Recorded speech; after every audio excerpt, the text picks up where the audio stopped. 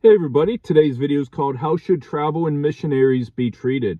And today we partake in our 15th Topical Saturday for the year of 2025.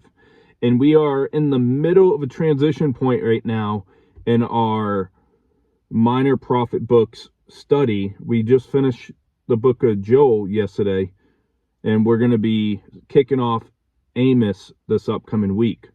And so today we're going to be taking a look at how travel and servants of the Lord should be treated.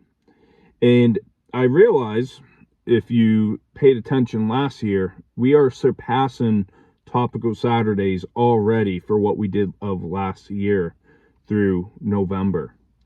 And so I don't know how many more there will be this year, but we'll go with the flow. And so we're going to take a look at a letter of John in 3rd John. That's right before Jude and Revelation, toward the end of the Bible. We're going to be using the main text here in 3rd John. And I'm actually looking forward to going over the letters of John with my small group when we start meeting up again here in a couple months. So without further talk, 3rd John chapter 1. So 3rd John in verse 5 through 8. And it says, "Beloved, you do faithfully whatever you do for the brethren and for the strangers who have borne witness of your love before the church. If you send them forward on their journey in a manner worthy of God, you will do well, because they went forth for his name's sake, taking nothing from the Gentiles. We therefore ought to receive such, that we may become fellow workers for the truth." So John praised Gaius, I think that's how you say his name, for his faithfulness in showing hospitality to traveling preachers. And we see that Gaius served the missionaries. When Gaius served the missionaries, he was serving God. And that's something we should keep in mind when we have traveling evangelists or missionaries come through our churches. Like, one thing I like about my church is the month of August is missions month, and we get different missionaries that come through and they speak and show what the offerings have been doing for their missionary, and they show the progress and all that. So that will actually be coming up here in just a couple weeks. And I want to take a look at Matthew chapter 25 next. Matthew 25. And this was actually a passage I want to say we read yesterday as well in our Joel study at the end. Matthew 25, and we're going to look at verse 40 through 45. So we're not going to read the whole section today, but Matthew 25, 40 through 45 says, "And the king will answer and say to them, Assuredly I say to you, inasmuch as you did it to the one of the least of these my brethren, you did it to me. Then he will also say to those on the left hand, Depart from me, you cursed, into everlasting fire prepared for the devil and his angels. For I was hungry, and you gave me no food. I was thirsty, and you gave me no drink. I was a stranger, and you did not take me in, naked, and you did not clothe me, sick, and in prison, and you did not visit me. Then they will also answer him, saying, Lord, when did we see that you were hungry or thirsty or a stranger or naked or sick or in prison, and did not minister to you? Then he will answer them, saying, Assuredly I say to you, inasmuch as you did not do it for one of the least of these, you did not do it for me."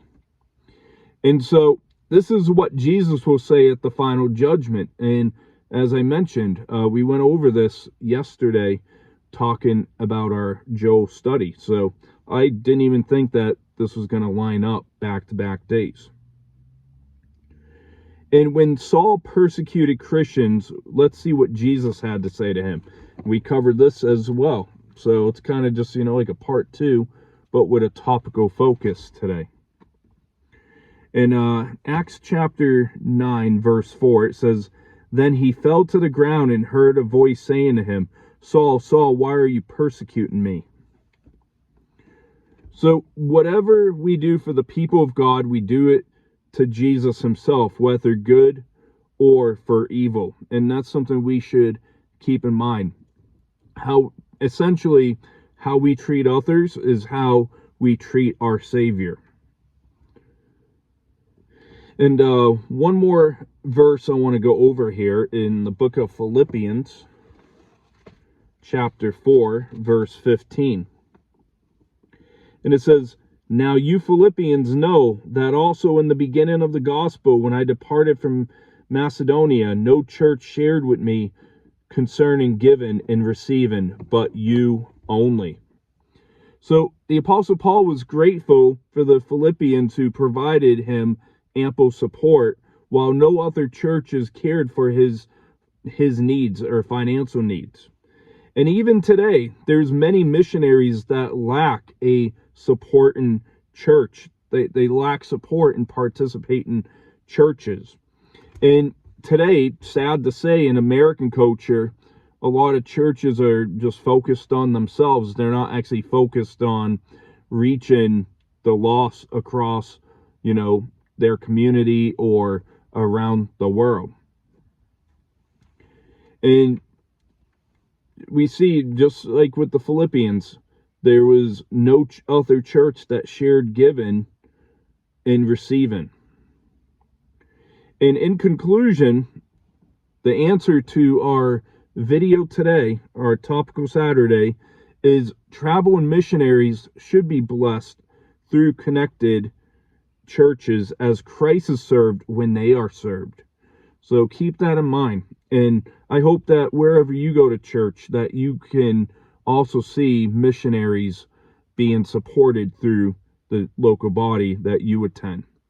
And like I said, Missionary Month will be coming up here for our church in a few weeks. And I look forward to hearing from some of the, the ones that come out every year and all that. So we'll see you next as we kick off our next study through the book of Amos and our summer theme of what I'm calling Adult Vacation Bible School. So this whole summer we're focusing on the minor prophet books of the Bible. And this is going to be our 3rd out of 12 books. So we still got quite a bit of ways to go and all that. So I hope to see you back early next week, and I'll let you know whether it's on Monday, Tuesday, or whatever the case might be. Have a great weekend. God bless.